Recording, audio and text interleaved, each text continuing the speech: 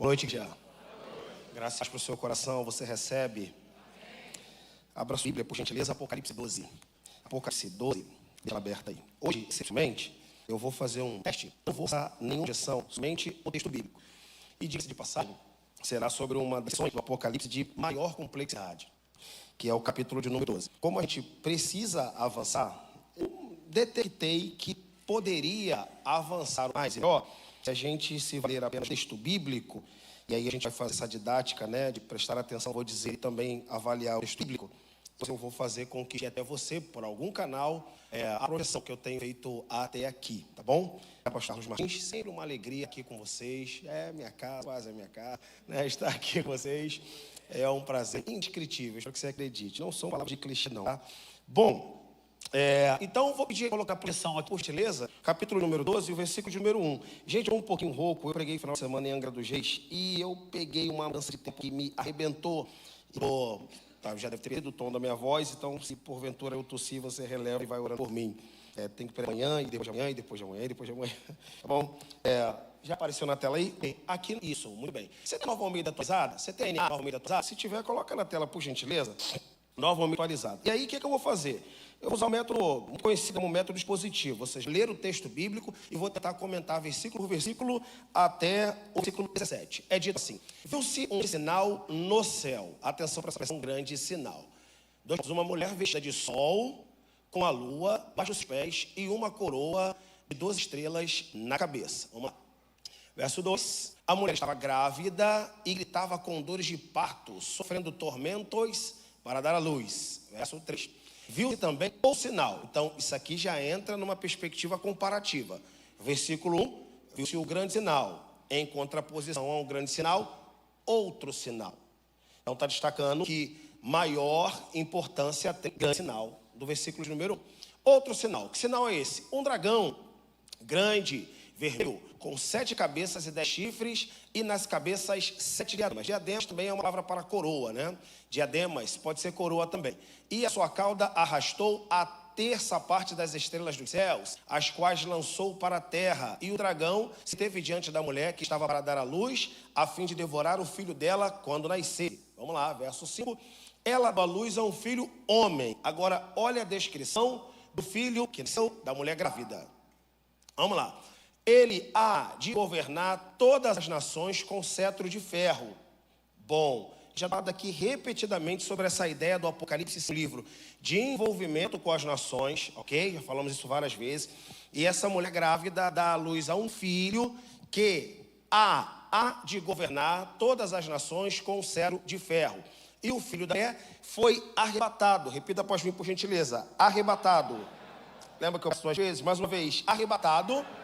Ok, foi arrebatado para junto de Deus e do seu trono. Verso 6, vamos lá. A mulher, porém, fugiu para o deserto, onde Deus lhe havia preparado um lugar para que nele a sustentem, durante 1260 dias. Versículo de número 7, versículo 7 diz: e houve batalha no céu, ou seja, estourou a guerra no céu. Miguel e seus anjos lutaram contra o dragão. Também o dragão e os anjos lutaram. Só até aqui.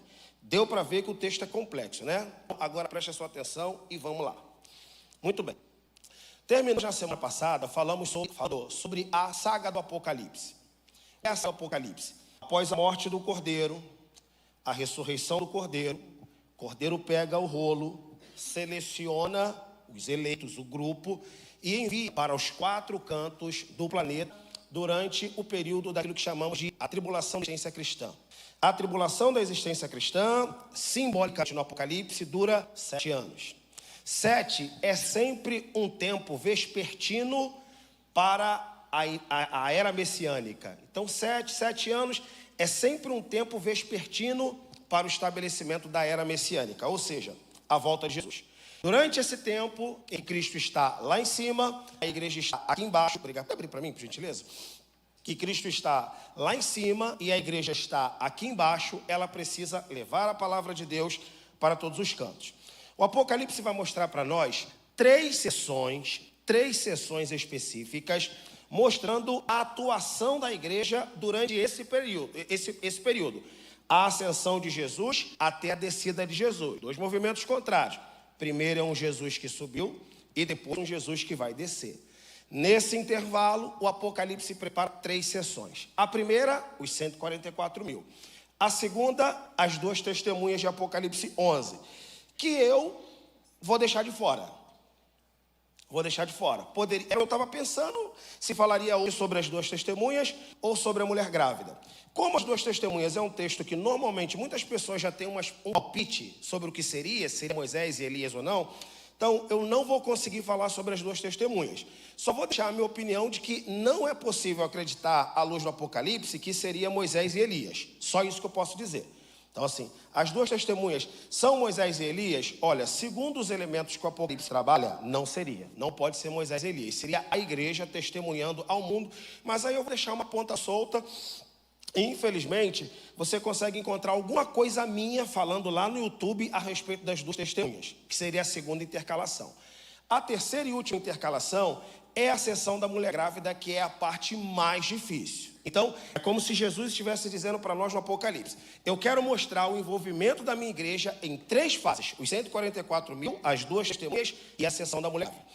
Essa sessão da mulher grávida, ela é a mais difícil, no entanto, ela é a mais completa. Por quê? Porque nos mostra exatamente o que acontece com a igreja depois que o filho é arrebatado. Inclusive citamos a palavra, o filho é arrebatado, até, portanto, acontecer a descida, a parousia, a volta de Jesus, tá certo? Então, diante disso, a gente vai fazer o comentário. Primeiro, aí eu vou pedir para colocar a tela, por gentileza, né? Que a gente vai fazer o comentário aqui, versículo por versículo. Versículo de número 1 do capítulo 12. Viu-se um grande sinal. Sinal no Evangelho de João, como também no livro do Apocalipse, é sempre um recurso literário, mostrando uma ação de Deus cuja intenção é ser conversão.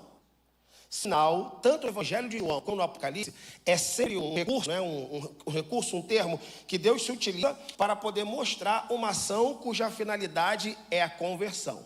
O que significa dizer que essa mulher, que é um sinal, ela precisa fazer algum tipo de benefício para aquele que está ligado a ela. E nós veremos isso. Essa mulher está vestida com sol e ela está vestida com lua, é o que diz o texto bíblico. Vestida de sol, tendo a lua debaixo dos seus pés.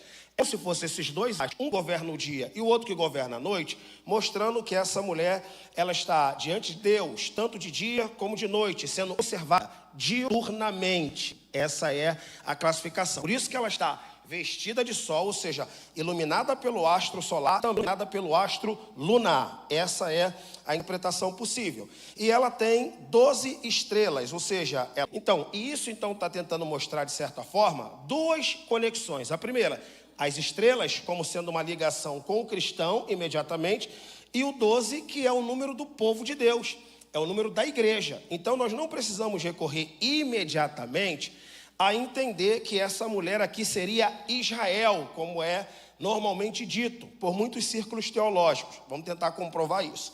Versículo de número 2 diz que essa mulher está grávida, com dores de parto, e gritava com ânsias para poder dar à luz. E aí muitas vezes se pensa que aqui seria ou Israel ou Maria. Aí aqui, agora, olha a discussão que tem, que agora envolve o católico. Mas todo mundo sabe que até o católico não quer que Maria seja essa mulher.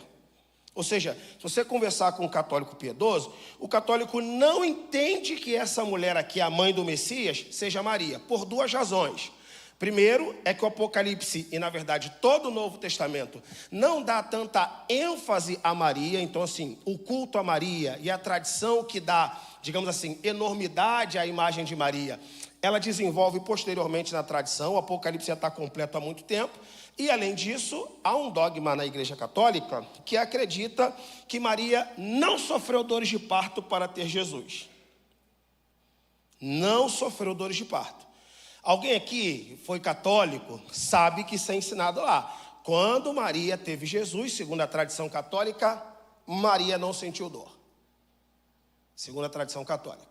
Então, se Maria não sentiu dor, já está praticamente que executada a ideia de que essa mulher não pode ser Maria. Não pode ser também Jael, pela seguinte razão que eu acabei de dizer. Então, que mulher seria? 6 encerra a primeira sessão. Vamos lá. Coloca o versículo 6, por gentileza. E a mulher fugiu para o deserto, onde já tinha lugar preparado por Deus, para que ali fosse alimentado. Durante quanto tempo? 1260 dias, que é metade de 7.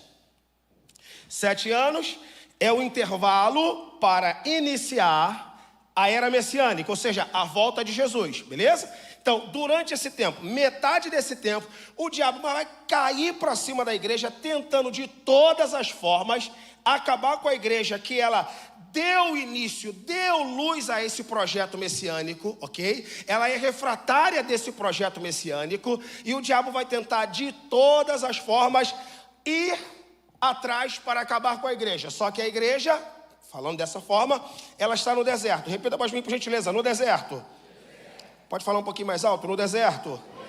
Ok, por que ela está no deserto? O texto bíblico diz que no deserto ela é alimentada. Olha a teologia bonita do Apocalipse. No deserto ela é alimentada, está no versículo 6. Coloca o versículo 6 por caridade. A mulher fugiu para o deserto, já tinha um lugar preparado para ela, para que ela fosse o quê? Alimentada. E aí, mais uma vez, me permita falar isso para você. As evidências são bíblicas. Diante desse quadro de uma mulher que está, digamos assim, em processo de fuga, de escape da vista do dragão, está num lugar preparado por Deus para ser alimentado, me parece ficar claro pelo texto que ela passará pela tribulação. Me parece ficar claro nesse texto. Então, ela vai passar pela tribulação, mas está lá, Deus guardando ela no deserto, Deus preparando o lugar para ela escapar da vista do dragão, e ela vai ser alimentada. Por quanto tempo? Durante todo o período da tribulação, Cristo guardará a sua igreja. Não guardará da dor, guardará da queda e do tropeço. Repito, Ele não guardará a sua igreja da dor. Ele guardará a sua igreja da queda e do tropeço. Ou seja, pode acontecer o que for, pode se articular um plano mais diabólico que for, que a igreja permanecerá servindo ao Senhor com toda a sua força, e Deus a alimentará, a sua igreja, antes de se estabelecer a era messiânica com a volta de Jesus. Você acredita nisso? Diga amém. Oh, Jesus. Bom, muito bem. Essa é a primeira parte em que se mostra um diabo muito preocupado porque ele não queria a morte de Jesus. Muito bem. Por que ele não queria a morte de Jesus? Porque a gente sabe, pelo próprio Apocalipse, que na morte de Jesus, um grupo permanece na terra. Mesmo ciente que o filho é retirado e levado para cima, para o Pai, onde ele está até agora, sabia que haveria um grupo, um povo, que vai continuar levando adiante a memória de Jesus até o estabelecimento da era messiânica. A gente chama isso praticamente de corpo de Cristo. Então, já disse para vocês em outras ocasiões, Cristo morreu e Ele ressuscitou naquele corpo, gente. Ele ressuscitou naquele corpo. Então, por que nós somos o corpo de Cristo hoje? Porque nós somos a evidência de que Jesus morreu. E se eles ainda precisam de uma prova, nós somos o corpo de Cristo. Portanto, a prova de que Cristo morreu nessa terra. O diabo, então, meu irmão, ele vai tentar travar uma grande batalha, só que agora ele vai sofrer uma segunda derrota. E essa, irmão, eu acho que é para a gente pular mesmo de verdade. E eu espero que isso seja fruto de um entendimento que você vai alcançar. Então, o filho varão há de reger todas as nações com vara de ferro. Seu filho foi arrebatado para Deus e está no seu trono. Ninguém tem dúvida, irmão. Se puder colocar a última vez o versículo de número 5, se puder colocar, e você vai detectar só pela leitura do texto. Eu acho que não precisa nem de teologia. Só para achar estranho esse texto. Deu à luz um filho, que há de governar todas as nações com um cetro de ferro. Salmo 2. Foi arrebatado junto para Deus e no seu trono. A posição de governo de Cristo ao lado de Deus. E a mulher que ficou? Rapaz, aí agora a gente entra numa outra interpretação, que é boa também. Por que não pode ser Maria? Não era para falar isso. Eu vou falar. Já era. Vou me comprometer. Porque, segundo alguns,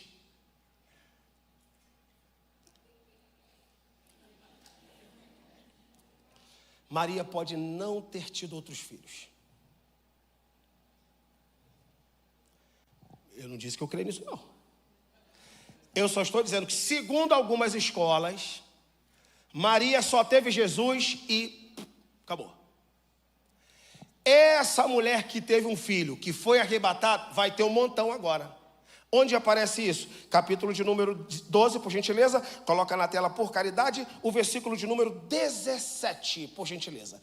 17. Capítulo de número 12 e o versículo de número 17. Coloca na tela, por caridade, a gente consegue ler assim. O dragão ficou irado com a mulher e foi travar guerra com o restante da descendência dela. Opa, para o católico, já não é Maria. Quem é essa descendência dessa mulher? Aí o texto bíblico diz, muitos, quem são? Os que guardam os mandamentos de Deus e têm o testemunho de Jesus Cristo. Vou chegar agora a uma interpretação final para ir para a parte 2. Me esforçando um pouquinho. Desculpa, gente. Me esforçando um pouquinho aqui.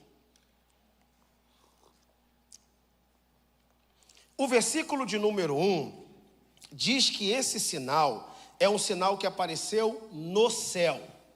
Repita após mim, por gentileza. No céu. Que coisa legal.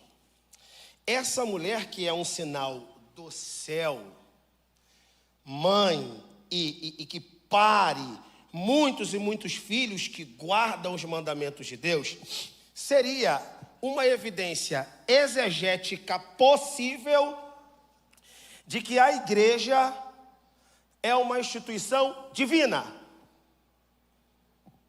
Calma, gente. Por que uma instituição divina? Eu já sei que a igreja é uma instituição divina. Só que a gente sabe também que em muitos lugares se comenta por aí que a igreja é o que sobrou do reino.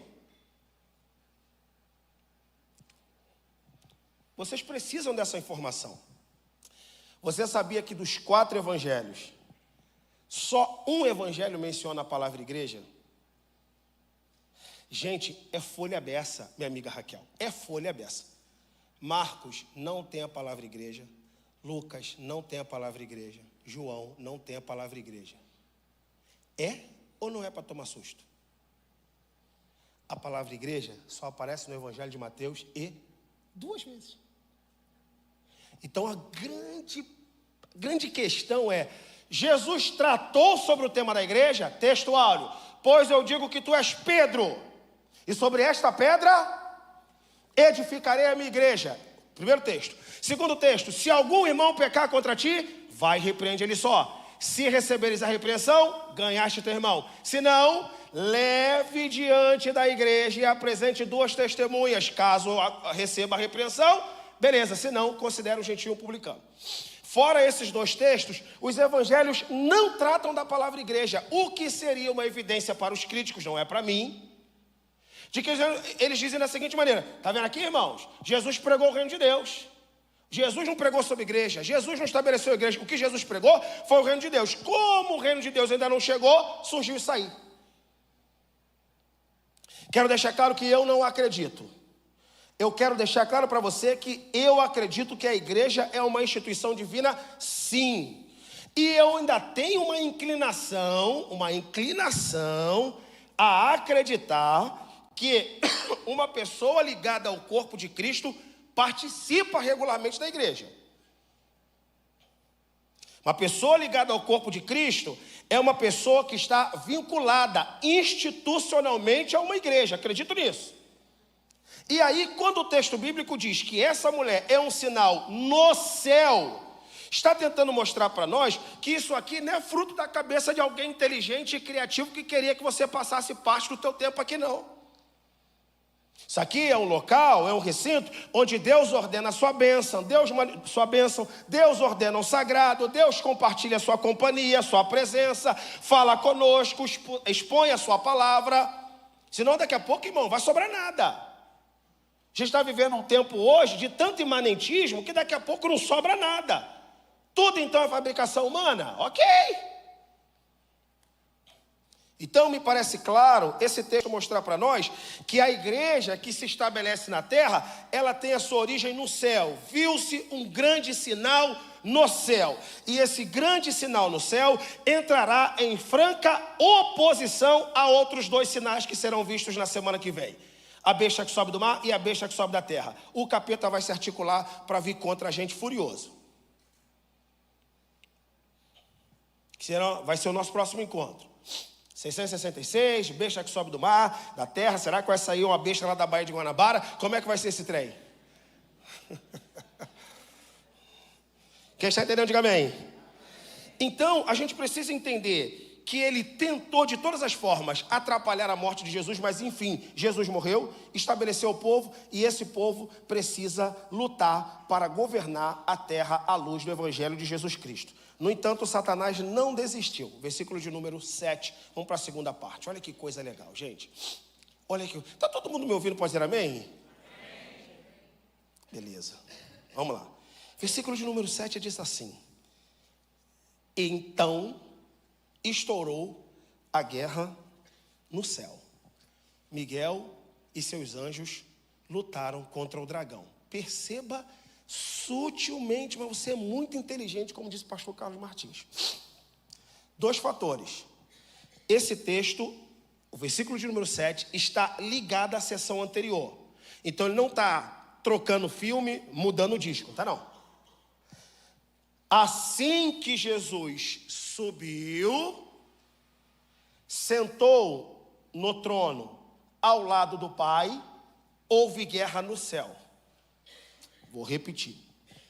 O filho nasceu, foi arrebatado, está lá em cima, ao lado do Pai, no seu trono. Quando ele chega, guerra no céu. Guerra no céu. Que texto bonito. E eu vou explicar isso. Eu peço que Deus me dê sabedoria para facilitar o teu entendimento. Houve batalha no céu. Você já ouviu em algum momento da sua vida cristã que logo assim que Cristo chegou, teve batalha no céu? Não responda. Se você talvez se pergunte: pois é, pastor, eu nunca ouvi. Isso, irmão, é para você entender o quanto Apocalipse é um livro que merece a nossa observação. Que tipo de batalha houve? O texto é claro. Houve batalha no céu. Miguel e seus anjos batalharam contra o dragão. Não foi o dragão que iniciou. Miguel e seus anjos batalharam contra o dragão.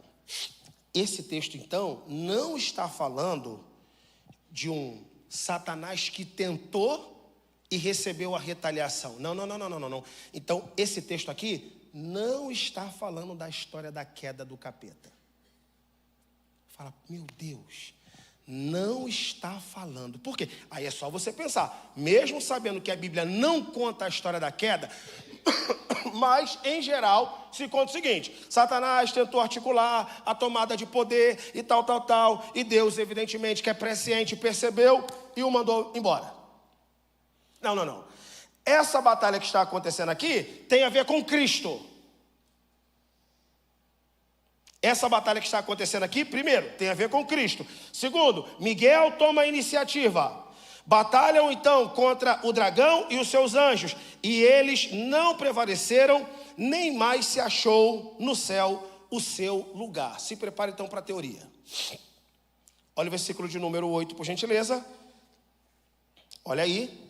Não mais se achou o seu lugar nos céus. Agora vem a razão. Versículo 9, gente, vamos lá. E foi expulso o grande dragão, a antiga serpente, que se chama Diabo e Satanás, o sedutor de todo mundo. Ele foi atirado para a terra, e com ele os seus anjos. Versículo de número 10. E houve uma grande voz no céu que dizia: agora chegada está a salvação, e a força e o reino do nosso Deus, e o poder do seu Cristo, porque já o acusador dos nossos irmãos é derrubado, o qual, diante do nosso Deus, os acusava de dia e de noite. Vamos ver se você pegou. O diabo antes da subida de Cristo, ele ainda tinha audiência no céu. Espero que você acredite. Certo? Lembra do livro de Jó?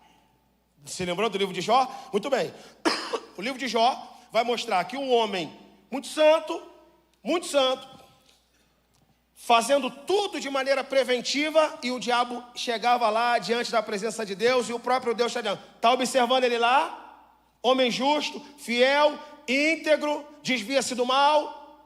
O que está sendo dito aqui para nós, irmãos, é que graças à morte de Cristo, à ascensão de Cristo, à subida de Cristo, e Cristo se assentar ao lado do Pai, uma das ações contra o diabo é, a partir de hoje, você vai sofrer a sua segunda derrota. A primeira, você perdeu a moradia, tu não mora mais aqui. E a segunda derrota, agora você não comparecerá mais aqui para acusar os irmãos, porque você comparece aqui o dia inteiro, de dia e de noite, para acusar os nossos irmãos diante de Deus Pai. Mas agora eles não precisam prestar nenhuma conta para você. Agora eu morri por eles, agora eles estão todos comigo. Você não comparece mais aqui para poder acusar os nossos irmãos de dia e de noite. Quem entendeu isso, diga amém. Muito bem. Qual é a implicação que isso tem? Crente, bota isso na tua cabeça. Bota isso na tua cabeça. Vamos lá. Quando o diabo caiu, o diabo perdeu a moradia. Concorda, sim ou não? Sim ou não? Fala um pouquinho alto, irmão. Sim ou não? Sim. Muito bem. Perdeu a moradia, mas continuava tendo audiência. O livro de Jó mostra. Eu não moro mais aqui, mas ainda dou um pulo, hein? Aqui eu não moro mais, mas... Senhor, olha lá o povo lá de Piedade, aquele povo rebelde, Jesus. Brincadeira, tá? É brincadeira mesmo. Olha lá o povo da Zona Norte do Rio de Janeiro. Povo pecador. Em outras palavras, irmão, depois que Jesus morre e compra o seu povo, ele não quer mais saber de uma palavra do Satanás que diga alguma coisa contra o que você faz ou deixa de fazer para o reino de Deus. Em outras palavras, Jesus, quando morreu por mim e por você, ele sequer se presta agora a ouvir alguma coisa de Satanás contra você. Isso é notícia boa, sim ou não? Claro que é, meu irmão. Claro que é. Não estou dizendo que isso aqui é margem para você fazer o que você quiser, não. Eu estou dizendo para você que Cristo morreu por você porque você só deve satisfação a Ele e a mais ninguém. Você deve satisfação a Cristo e a mais ninguém. Você deve satisfação a Cristo e Cristo deve, entre aspas, satisfação a Deus. Então, essa queda de Satanás, o texto é claro, diz para nós, ele foi precipitado no céu para a terra, e a sentença, aqui tu não acusa os crentes nunca mais. Oh, glória a Deus, meu irmão. Deixa eu liberar uma palavra para a sua vida agora, saindo um pouquinho da análise do texto e dando uma pastoral. Há muitos irmãos e irmãs, e quem sabe alguém que nos está acompanhando pela transmissão, muitas pessoas que vivem com condenações do capeta na cabeça e na mente. Muitas pessoas que já são libertas em Cristo Jesus, já estão salvas em Cristo Jesus, já estão limpas em Cristo Jesus, mas o diabo, pilantra do Satanás, ele fica lançando acusação dia e noite, tentando fazer com que você nunca se livra de algo que Cristo já te perdoou, mas já faz tempo, irmão. Se você tem um coração quebrantado e contrito, se curvou diante de Deus, se você pediu perdão a Deus, irmão, a palavra diz que Ele é poderoso para perdoar, irmão, os nossos pecados e nos curar de toda a injustiça, irmão, mas o diabo fica ali buzinando, tanto na nossa como na de Deus. Tanto na nossa como na de Deus. Pastor, não acredito. Leia Jó. Leia Jó. Aí o próprio... De onde é que tu vem, rapaz? Rapaz, tô olhando os crentes aí, cara. Tô olhando os crentes. Olhou Jó? Olhou? Então, é isso aqui, irmão, que o Apocalipse está mostrando para nós. Quando Jesus Cristo ascendeu aos céus, ele diz, diabo, agora você está perdido, você está lascado, porque se antes você tinha, mesmo perdendo a moradia, mas você chegava aqui, agora além de você não morar, eu não quero te ver, só te vejo no juízo final e se prepara que teus dias estão contados. É isso, irmão. Se você quiser acreditar, peço que você acredite, encontre um texto no Novo Testamento em que depois da morte de Jesus, o diabo e Jesus conversaram. Novo Testamento, mostra para mim. Onde é que houve conversa? Tentação. Tentação, houve conversa? Houve. Segundo a tradição cristã, Getsemane. Mostra a conversa entre Jesus e o diabo depois da ascensão. Mostra. Mostra para mim. Não tem? Em outras palavras, irmãos, olha que coisa, notícia boa. É Jesus dizendo o seguinte, ó, não quero mais saber de um pio do diabo falando a teu respeito. Agora é eu e tu. Amém? Você pode dizer glória a Deus aí, irmão? Você pode dizer graças a Deus aí, meu irmão? Agora eu vou fazer uma pergunta para você. Isso não é para você fazer besteira não, hein? Então quer dizer que o diabo não vai se meter mais no negócio? Você é comprado, meu irmão. Sobre você é o sangue de Jesus. Sobre a tua vida há um preço altíssimo. Lembra que eu falei isso, irmão? Tenho repetido isso. Você foi comprado, você foi lavado, você foi remido e redimido para ser enviado, para poder dizer aos quatro cantos desse planeta: um dia Jesus Cristo vai voltar e vai exercer governo sobre a criação. Caminhando, vamos lá. Versículo de número 9. E foi precipitado o grande dragão. Foi sim.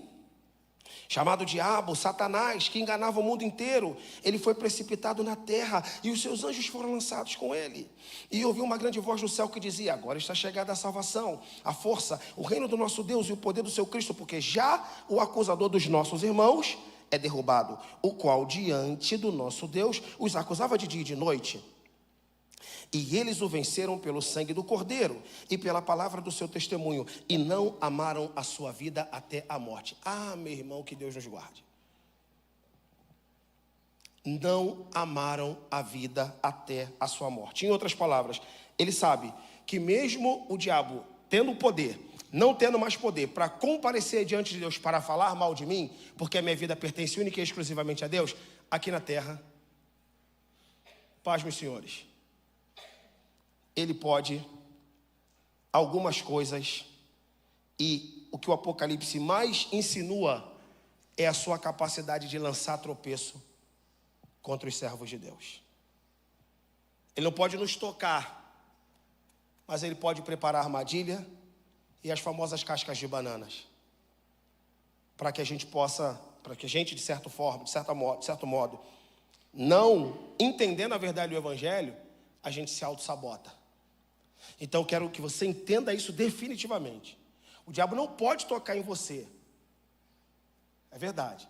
Mas o chão que a gente pisa, não esse especificamente, ele tem determinado poder para engendrar ciladas, para que você possa cair. E se você não entender e não tiver o discernimento, você pode se sabotar. Você pode se sabotar. Achar que é o diabo que está fazendo alguma coisa na sua vida, quando na verdade você tem um Deus que está governando todas as coisas. Quem acredita nisso, diga amém. Amém. A parte mais difícil vem agora. Apesar que eu falo isso sempre, né? Toda hora, parte mais difícil. Eu peço que você me dê total atenção, que essa parte é muito difícil. E dificilmente eu vou ser entendido. Mas vou explicar assim mesmo, porque é o que a palavra diz.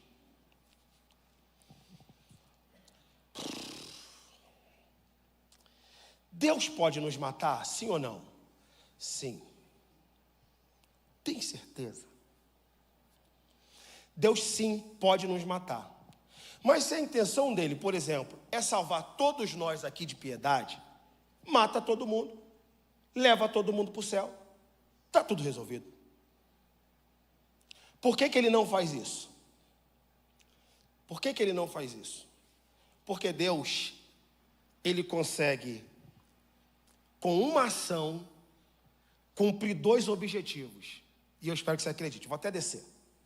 Atenção. Eu sou protegido por Deus. E tem lá o perseguidor dos cristãos. Suponhamos que eu sou um missionário e eu estou lá na Nigéria, que é um país oficialmente perseguidor de crente. Sou lá e eu estou pregando o evangelho, estou evangelizando, estou protegido por Deus. Aí surge um louco daquele lá com um rugre de madeira AK-47 e me fuzila. Deus me guardou, sim ou não? Olha a dúvida. Gente, pode falar assim, chuta, eu morri. Deus me guardou sim ou não? Aparentemente não. Se eu falo, tudo bem, mas eu entendi que Deus lá no final vai dar certo. Então, presta atenção aqui. A gente já estamos encerrando. Estou lá e eu fui enviado, peguei o avião e falei assim, o pastor está guardado por Deus, nenhum mal vai te acontecer. Mas tu está indo na toca do lobo, meu irmão. Você chega lá. Meu irmão, aqui a gente não acredita no evangelho, não. Ah, não? Ah, Jesus salva, cura, liberta, batida com o Espírito. Pô, morri. Olha o que o Apocalipse mostra. Jesus não pode me matar, porque se esse é o desejo, ele vai ter que matar todo mundo para estar todo mundo com ele. Mas ele permite que o mal faça duas coisas. Ao me matar, ele me leve para o céu e o cara vai para o inferno. Vou repetir. É isso que o Apocalipse diz. O diabo vai se articular. 7 chifres, 7 cabeças, que eu vou explicar isso para vocês no próximo encontro, que são as bestas. 7 cabeças e 10 chifres, vou explicar tudo aliado dele. Aí eles vão se articular para perseguir a igreja. Durante quanto tempo? 7 anos. Que não é literal, é um simbolismo. Aí os crentes vão assim, Senhor, pô, está morrendo, cara. A gente está morrendo, a gente está sendo perseguido. Olha, a gente está perdendo espaço, liberdade de culto. É o que está acontecendo no mundo, tá, gente? Tá bem, no Brasil a gente está vendo pela televisão. Mas se você olhar pelo redor do mundo, já está acontecendo. E no Brasil há um cerceamento político, que de certa forma pode criminalizar a pregação do evangelho. Então essas coisas já estão acontecendo. E aí o que acontece? O que eu quero que você entenda? Que Deus pode me matar, pode e me levar para o céu. Mas que tal ele me levar para o céu, ainda usando uma pessoa, para que a justa condenação dessa pessoa possa ser plausível? Não é difícil. É como se fosse o seguinte, naquele dia que ele vai lançar as pessoas lá no inferno, eu imagino que vai ser mais ou menos assim. Você é fulano de tal, vem cá. Pois não. Você vai para o inferno, cara. Eu? Por quê? Meu Deus do céu. Você vai... Porque você matou um cristão. Você matou um cristão. Você matou um cristão. Agora, mal você sabe que no final de todas as coisas, eu é que estava ali por detrás. Por quê? Porque matando o cristão, você empurra o cristão para o céu e eu tenho uma razão para te condenar para você ir para o inferno. Talvez seja difícil, mas agora você vai entender à luz de um texto bíblico. Vamos lá. Eu vou ter que sair do Apocalipse. Tá bom? Coloca na tela, por gentileza, 2 Tessalonicenses. 2 Tessalonicenses, capítulo de número 1. Vamos lá. E o versículo de número 4. Vamos lá. 1:4. Coloca na tela, por gentileza. 1:4. Gente, vocês estão entendendo? Pode dizer amém? Ficou difícil? Pode dizer amém? Amém. Isso mesmo, pô. Vamos lá. Vamos lá. Eu vou ler aqui, a gente ainda estou com a visão boa. É por isso que nós mesmos nos orgulhamos de vocês nas igrejas de Deus, por causa da perseverança e fé que vocês demonstram em todas as perseguições e tribulações que estão suportando. Opa! Vamos lá. Versículo de número 5, vamos lá. Versículo 5, já estamos encerrando. Isso é sinal evidente do justo juízo de Deus, para que vocês sejam considerados dignos do reino de Deus, pelo qual vocês também estão sofrendo. Irmão, está claro isso aqui. Vamos lá. Versículo seguinte, coloca por gentileza. Pois de fato é justo para com Deus que ele retribua com tribulação aos que causam tribulação a vocês. Vamos lá, versículo 7. E que dê a vocês que estão sendo atribulados alívio juntamente conosco. Que é isso, irmão? Que é isso? Quando do céu se manifestar o Senhor com os anjos do seu poder. O que Jesus está fazendo aqui? Não me pergunte por quê. Calvinista gosta disso. O que está acontecendo aqui é o seguinte: é Deus usando o mal para poder empurrar o cristão para o céu e ter uma razão plausível para dizer, tu está no inferno. Deu para entender?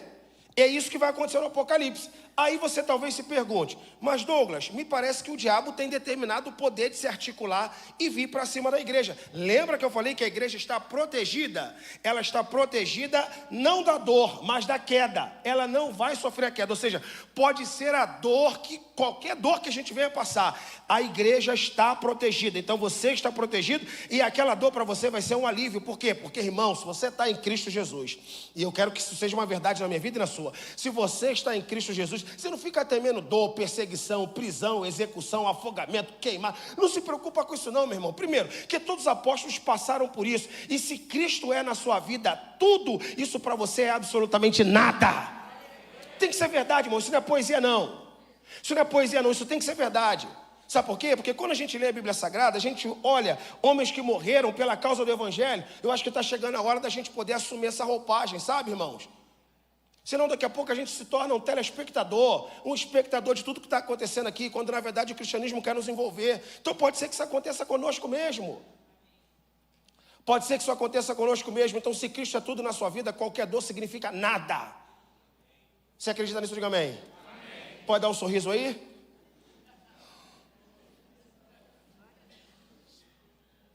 Meu irmão.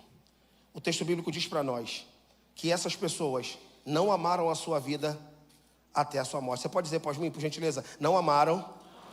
Um pouquinho mais forte, por gentileza. Não amaram a sua vida até a morte. E depois da morte, ama a vida. Por que depois da morte ama a vida? Porque chegaram no clímax da vida, a ressurreição. Lembra que é aquilo que diz o texto bíblico? Apocalipse capítulo número 5. Viram o cordeiro morto, sangrando, olharam para ele de novo. Ih, rapaz, está em pé. Claro que está em pé, cara. Claro que está em pé. Porque quando eu morro, é a morte que morre. Lembra disso? Quando eu morro, é a morte que morre. Na sua morte, Cristo mata a morte. A morte em Cristo morreu.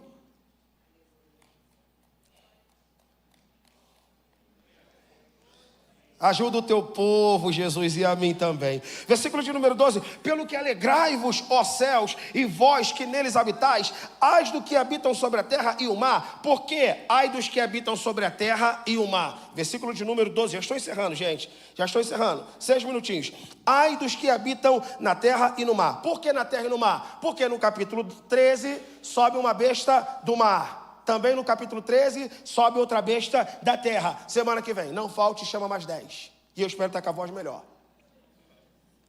Por quê? Porque o diabo desceu a voz e tem grande ira. Agora olha que notícia boa. Sabendo que pouco tempo lhe resta. Meu irmão, o diabo, ele é um inimigo derrotado, mas ele não se dá por vencido. Eu não estou nem aí para ele. Ele pode armar a puca que for. Eu estou guardado e protegido por Jesus. Beleza, ele vai me permanecer firme nele. E o que eu vou sofrer? Peço a Deus fé para resistir. Mas que ele não vai me roubar da presença de Deus, ele não vai. Orabadachuri andalabás.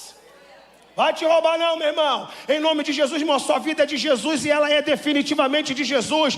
Para de você ficar, irmão, achando que, sei lá, mais ou menos, com pouca certeza. Meu irmão, saia daqui convicto. Você é de Jesus. Ele te comprou, pagou bom preço, alto preço. E você não pertence a nada nem ninguém que não seja Ele e exclusivamente Ele.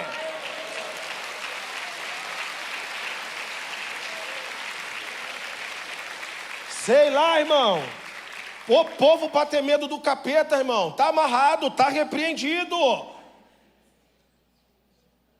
Está amarrado, irmão. A gente olha aquela ousadia dos apóstolos. O capeta corria daqueles caras, meu irmão.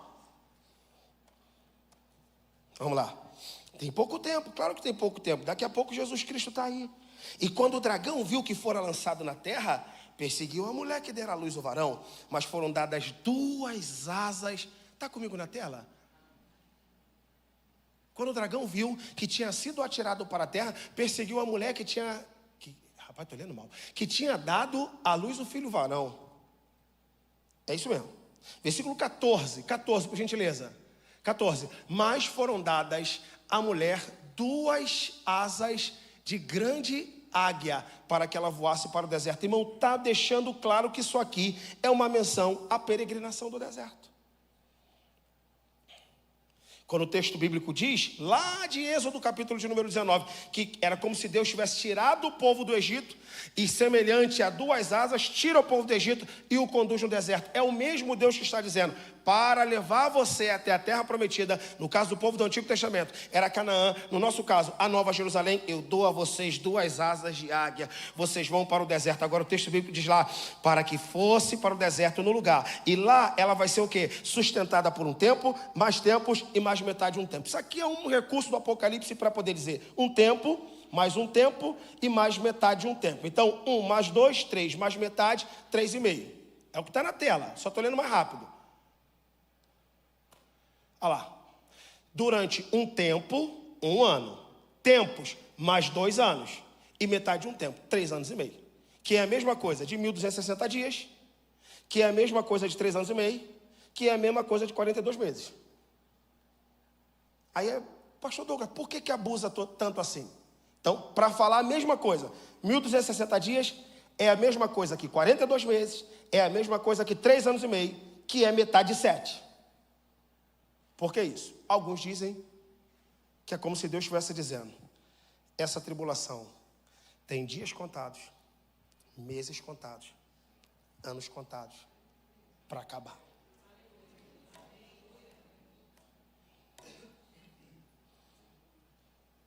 Versículo de número 15.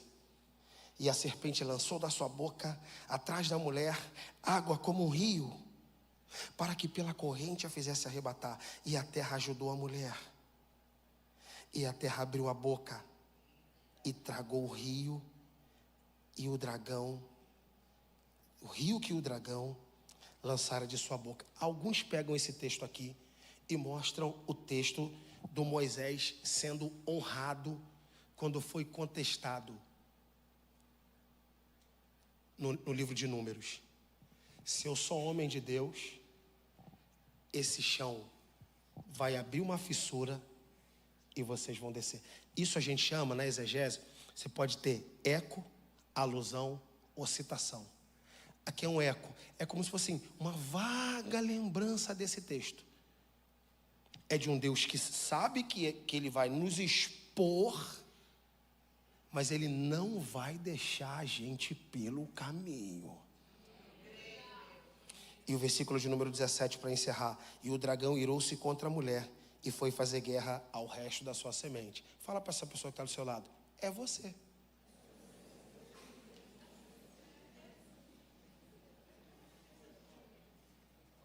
O diabo está irado, fazer guerra ao resto da sua semente. Você. Vírgula, os que guardam os mandamentos de Deus e têm o testemunho de Jesus Cristo.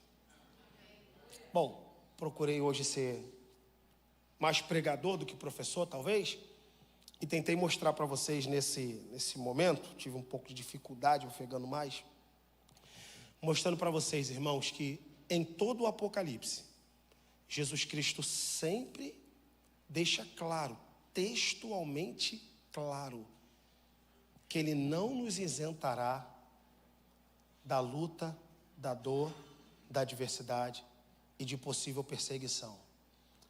E se você considera isso estranho aos seus ouvidos, lamento te informar,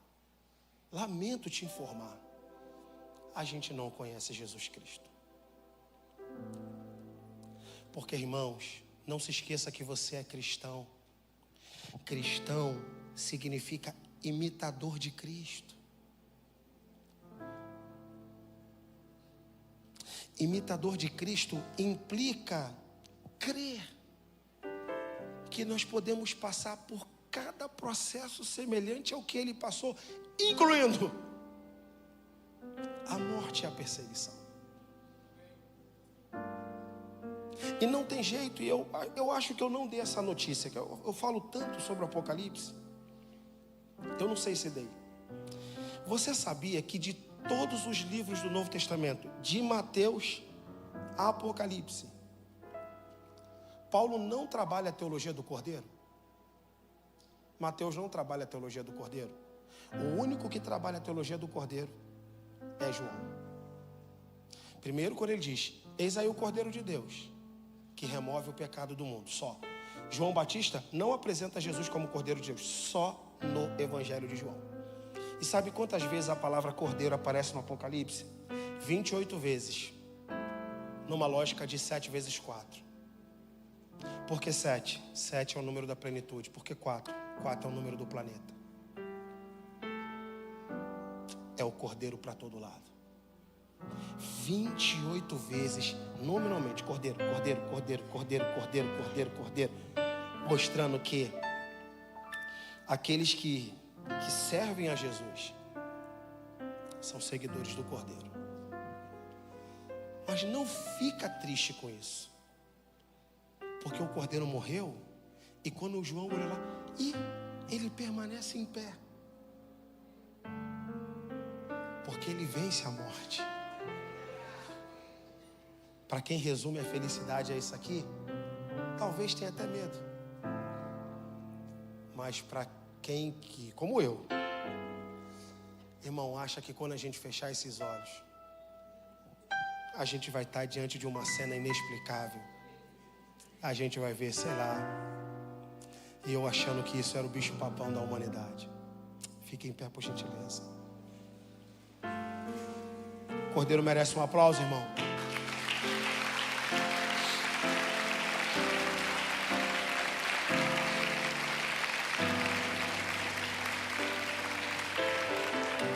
Eu só queria fazer uma oração, sei que eu já passei o tempo. Feche seus olhos, Pai. No nome de Jesus, nessa noite, Senhor, nós assumimos um compromisso de seguir o Cordeiro. E diz a Tua palavra, o próprio livro do Apocalipse, seguir o Cordeiro para onde quer que vai. E eu tenho certeza que o Cordeiro morreu e apareceu no céu. Sujo de sangue, é verdade, mas em pé, vivo e glorioso. E nos escolheu para ser modelos da sua imitação aqui na terra. Se isso custar a nossa vida, amém, amém. Nos prepara porque nós temos uma eternidade contigo. O que nós não queremos e nós não podemos aceitar mais é viver na retaguarda, sendo amedrontado pelo diabo que nos acusa dia e noite diante do Senhor contra nós. E na tua ascensão, o Senhor o expulsou até de comparecer para dar relatório. O que significa dizer que a nossa vida tem total envolvimento contigo apenas. Nós sequer precisamos ouvir Satanás. Então, Senhor, nós vamos hoje para cima. Nós vamos avançar até que esse planeta seja teu, para a glória do teu santo nome, domínio, governo e expansão do teu reino. E obrigado porque o Senhor nos escolheu para ser participante desse tempo. Oramos assim no nome de Jesus, dizemos amém. Você pode aplaudir ao Senhor mais uma vez?